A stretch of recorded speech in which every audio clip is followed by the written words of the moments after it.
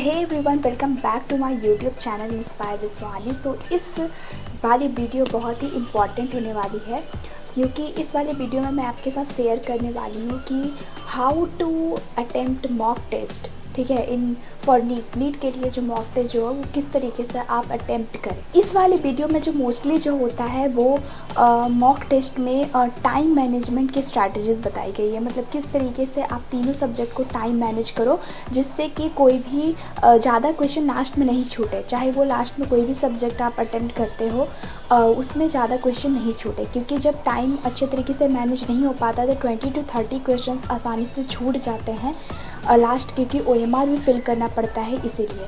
सो ये important video होने वाली है क्योंकि जब हर चीज़ आदमी कर लेता है, मतलब इन द सेंस कि जब कोई भी एस्पिरेंट अच्छे तरीके से पढ़ता है, रिमेंबर करता है, वो चाहता है टेस्ट देने के लिए, तो ये सब बातों को भी उसको अच्छे तरीके से याद करनी होगी। मतलब उसको अच्छे तरीके से इस सब बातों को भी फॉलो करना पड़ेगा जिससे कि वो अच्छे तरीके से टाइम मैनेजमेंट कर सके अपने टेस्ट में, मॉक टेस्ट में। सो ये वाली वीडियो को शुरू करते हैं। तो बहुत सारे नीट एस्पिरेंट की ऐसी एक वीकनेस पॉइंट होती है कि जब वे मॉक टेस्ट देते हैं तो या तो इसके जो मार्क्स होते हैं या तो एक टाइम पे क्या हो जाती है, फ्रीज कर जाती है, मतलब उससे बढ़ती नहीं है, या फिर उससे डिक्रीज़ करती है, और किसी किसी की बढ़ती भी है, तो दैट्स गुड। तो अगर वो अटक रही है तो क्यों अटक रही है इसके बारे में जानकारी आपको होनी चाहिए और किस तरीके से आपको मॉक टेस्ट को अटेम्प्ट करना है। ठीक है, तो सबसे फर्स्ट जो रूल्स होता है वो टाइम मैनेजमेंट, उस पर बात करेंगे। बाकी जितने भी रूल्स होते हैं कि किस तरीके से आप इतने अच्छे मार्क्स को स्कोर कर सकते हैं वो नेक्स्ट वाली वीडियो में बताऊंगी। इस वाली वीडियो में जो मेन फोकस मैं करने वाली हूँ वो टाइम मैनेजमेंट पे करने वाली हूँ। तो ये वीडियो को शुरू करते हैं। You have 200 questions and time for it is 3 hours 20 minutes, that means 200 minutes। अपनी मॉक टेस्ट को अटेम्प्ट करने की स्ट्रैटेजी बताऊँ तो सबसे पहले मैं बायो करती थी, उसके बाद केमिस्ट्री, देन लास्ट में फिजिक्स करते हैं। यू कैन चेंज, या आप ये तीनों सीक्वेंस में भी चेंज भी कर सकते हैं, बिकॉज सबकी अपनी अलग अलग प्रायोरिटीज़ होती है, सबकी अपनी अपनी स्ट्रेंथ अलग होती है और वीकनेस अलग होती है, तो उसके अनुसार आप तीनों में इंटरचेंज कर सकते हो। लेकिन तीनों के लिए जो टाइमिंग है वो तो फिक्स होनी चाहिए ना, तो वो टाइमिंग होगा, वो कैसे वो टाइमिंग को करना है तो वो आगे बताऊंगी। ठीक है, सबसे पहले स्टार्ट करते हैं।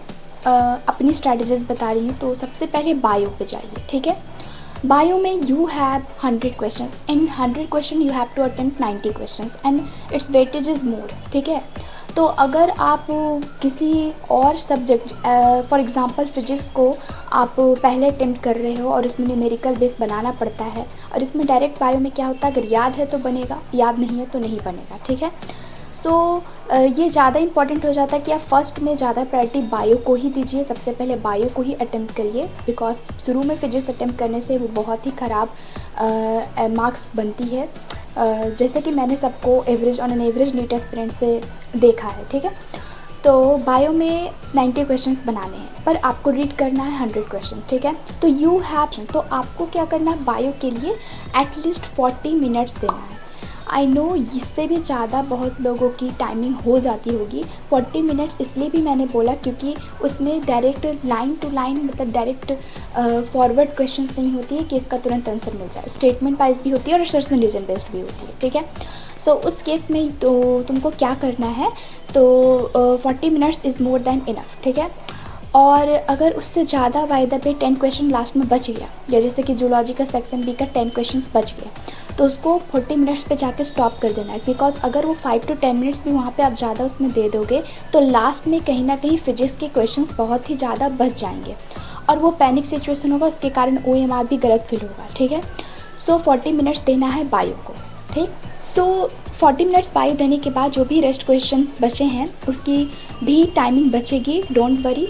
नेक्स्ट पार्ट पे आते हैं, तो नेक्स्ट पार्ट पे जो है you have to make chemistry questions. ठीक है, तो केमिस्ट्री क्वेश्चंस में 50 क्वेश्चंस होते हैं जिसमें you have to attempt 45 questions. ठीक है, एंड केमिस्ट्री के लिए जो मोर देन इनफ जो टाइमिंग होनी चाहिए वो 35 मिनट्स होनी चाहिए। 35 मिनट से ज़्यादा नहीं होना चाहिए। 35 मिनट्स तक उसमें क्या करिए, इसको स्टॉप कर दीजिए। देन नेक्स्ट पार्ट आइए, next part is the physics. तो फिजिक्स जो होता है वो बहुत ही टाइम लेने वाला एज अ सब्जेक्ट होता है, ठीक है। उसमें न्यूमेरिकल्स भी होते हैं, थ्योरेटिकल्स भी होते हैं, पर थ्योरी भी लगाने के लिए ब्रेन थोड़ा टाइम लगता है उसमें, ठीक है। चाहे AR बेस्ड क्वेश्चन हो, चाहे स्टेटमेंट बेस्ड क्वेश्चन हो। तो फिजिक्स के लिए देयर इज़ नो डाउट, बिना किसी डाउट से you have to take 60 minutes, ठीक है। तो you have to take 60 minutes in physics, 35 minutes in chemistry and 40 minutes in bio in first round. So ये जो तीनों पार्ट जो ये सब फर्स्ट पार्ट में जो मैं बता रही हूँ, it is in the first round, ये आपका फर्स्ट राउंड होगा, ठीक है। सेकेंड राउंड में क्या करते हैं वो आगे। सो टोटल कितने मिनट्स हो गए, 40 + 35 + 60, मतलब 135 मिनट्स आपके हो गए। जो रेस्ट मिनट्स जो बचे हैं वो 65 मिनट्स बचे हैं, ठीक है। सो आते हैं सेकेंड राउंड पे। इतना करने के बाद बहुत 3 तरीके के एस्पिरेंट्स होते हैं।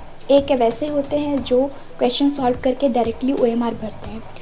सेकेंड टाइप के वो होते हैं जो एक सब्जेक्ट को किया, देन उसके बाद OMR भरा, देन सेकेंड सब्जेक्ट पे गया, देन थर्ड पे गया, ठीक है।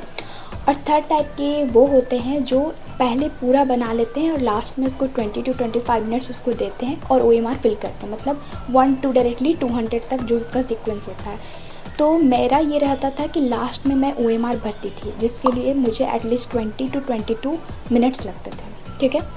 तो आप ये तीनों में से जो आपको जो इजी लगे, ठीक है, मतलब आप अभी तक तो बहुत सारे टेस्ट दे चुके होंगे, तो उसमें जो भी आपको इजी लगे, क्योंकि इसको प्रैक्टिस करने के लिए भी 1 मंथ चाहिए, इसको लगातार इस तरीके से जमने में। बिकॉज अभी जितना ये मैं बोल रही हूँ, लेकिन वहाँ पे टेस्ट में अलग ही बात है। थोड़े बातों को अगर आप इम्पोर्टेंस दोगे, ठीक है, तो अगर उससे मार्क्स बढ़ रहा है तो इसमें गलत क्या है, ठीक है। तो मैं तो लास्ट में ही 20 to 22 मिनट्स लगता था OMR भरने में, तो मैं तो यही करती थी। आपको जो अच्छा लगता है, जिसमें आप एक्लिमेटाइज्ड हो चुके हो, उसी को आप प्रेफर करें। There is no hard and fast rule कि आपको यही करना है। अगर मेरी कोई भी वीडियो चाहे मैं अपने चैनल पर डाल रही हूँ, उसमें अगर कुछ भी अच्छा पॉइंट लगे, उसी को फॉलो करें, जिससे कि आपको लगे कि मैं ये इम्प्रूव कर सकती हूँ या कर सकता हूँ, तो उसी को आप एज अ प्रेफरेंस लीजिए, वरना बाकी जो आपकी जो टू डू लिस्ट में है वही करिए, ओके। सो बचे रेस्ट 65 मिनट्स, ठीक है। तो रेस्ट 65 मिनट्स में 10 मिनट्स बायो को दीजिए, जिसमें कि क्वेश्चन जो स्किप हो चुके थे, या अगर नहीं हुआ तो वेल एंड गुड, उसमें और टाइम में आपकी बचेगी। 10 मिनट्स केमिस्ट्री में दीजिए, जो लास्ट में क्वेश्चंस बचे थे वो बन जाएंगे, और 10 मिनट्स जो है लास्ट में फिजिक्स में दीजिए। और मेक श्योर कि जब फर्स्ट राउंड में आप क्वेश्चंस बना रहे हैं तो सब क्वेश्चंस पे एज मतलब कि नज़र दीजिए, ठीक है, और इजी क्वेश्चन को जल्दी जल्दी पिकअप करिए, और बाद में वैसे क्वेश्चंस को लगाएं जिसमें आपको लग रहा है कि मैं ये बना सकता हूँ, ठीक है, ये बना सकती हूँ, उसी वाले क्वेश्चंस को लगाएं, ठीक है। या वैसा क्वेश्चंस जो कि कैलकुलेशन बेस्ड था, जिसमें आंसर बस नहीं आ रहा था, बस पुट करना था, उसको एक बार और देखना, तो उसी टाइप के क्वेश्चंस को इजी क्वेश्चंस को लीजिए। सो लास्ट में सब में 10 मिनट्स देने के बाद जो मेरे पास रेस्ट टाइम जो बची है वो 35 मिनट्स बचे हैं, जिसमें से you have to fill OMR carefully, ठीक है। OMR को भरने के लिए उसमें किसी भी तरीके का टाइम को नहीं देखना, अच्छे तरीके से फिल करना, बिकॉज लास्ट में वही OMR आपके मार्क्स को बताता है, ठीक है। तो OMR के लिए 20 to 25 minutes is more than enough, ठीक है। तो 35 में 20 to 25 मिनट्स गए, तो देर इज़ 10 to 15 मिनट्स। तो लास्ट में जब इतना करने के बाद अगर आपके 10 मिनट्स बच रहे हैं तो बहुत ही पॉजिटिविटी फील होती है, और लगता है कि जो क्वेश्चंस अटके हैं, ठीक है, जिसमें टाइम नहीं था, बस हमको OMR पहले फिल करना था, तो हम पहले OMR में गए, लेकिन अब हम उसको देख के कर सकते हैं। अब मेरे में अच्छे, और उस समय में बहुत सारे बायोलॉजिकल्स भी आपके बॉडी में चलती है, जिसके कारण पॉजिटिविटी भी आती है, ठीक है। सो लास्ट के 10 मिनट्स में जिस क्वेश्चन में आपको लग रहा है कि मैं इससे सॉल्व कर सकता हूँ या कर सकती हूँ, सो आप उसे कर सकते हो, और ऐसे करते करते जो टोटल 200 क्वेश्चन को आप टच कर लोगे, without any skipping the question, without any कि किसी भी तरीके के क्वेश्चंस को आपको से छूट ही नहीं सकता है। तो ये बेस्ट टाइम मैनेजमेंट होगा, और इसे करने में तुरंत नहीं आएगी, एटलीस्ट आपको 1 मंथ तो लगेगा ही। तो कोई भी आप लगातार मॉक टेस्ट अगर दे रहे हो, मतलब जो अगर फुल्ली मतलब कि ड्रॉपर ही हैं, तो लगातार मॉक टेस्ट अगर दे रहे हैं तो इसके लिए ऐसा ही करना है, ठीक है।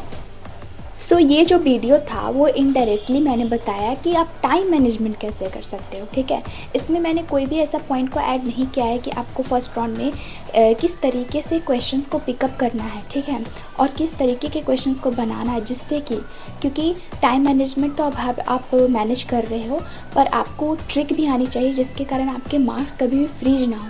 वो इससे हर टेस्ट की बात करती है, तो हर टेस्ट में 5 to 10 मार्क्स इंक्रीज़ ही करें, उसको पॉजिटिव वे में लेना है, तो वो किस तरीके से करें, ठीक है। बिकॉज अभी के नीट के कंपटीशन में यू नो दैट 600 पे भी आपको कोई भी कॉलेज नहीं मिल सकती है। So you have to at least secure 650 marks. तो वो किस तरीके से करना, कुछ ऐसे छोटे छोटे पॉइंट्स होंगे नेक्स्ट आने वाले वीडियोज़ में, जिससे आपको पता चले कि यही वीडियो आगे कंटिन्यू रहेगी नेक्स्ट वाली वीडियो में। तो कुछ ऐसे छोटे छोटे पॉइंट्स होंगे जिसके कारण आप अगर 590 पे अटक रहे हो, 580 पे अटक रहे हो, तो वो आप इंक्रीज़ करके 650 तक भी जा सकते हो, ठीक है। कुछ ऐसे छोटे छोटे पॉइंट्स होंगे, ठीक है, और कुछ ऐसे इतनी अच्छी वो वीडियो होगी, वो इतनी अच्छे ट्रिक्स होंगे जिसमें आपको रियलाइज़ होगा कि यस आई कैन स्कोर 650। कोई भी हार्ड चीज़ होता नहीं है नीट, आपको ऐसा फील होगा, ठीक है। So that's it for this video. अगर आपको ये टाइम मैनेजमेंट वाली वीडियो बिल्कुल भी अच्छी लग रही हो तो प्लीज़ मेरे चैनल को लाइक करिए, शेयर करिए और सब्सक्राइब करिए। See you in the next one, ये वीडियो कंटिन्यू होगी। सो तब तक के लिए बाय।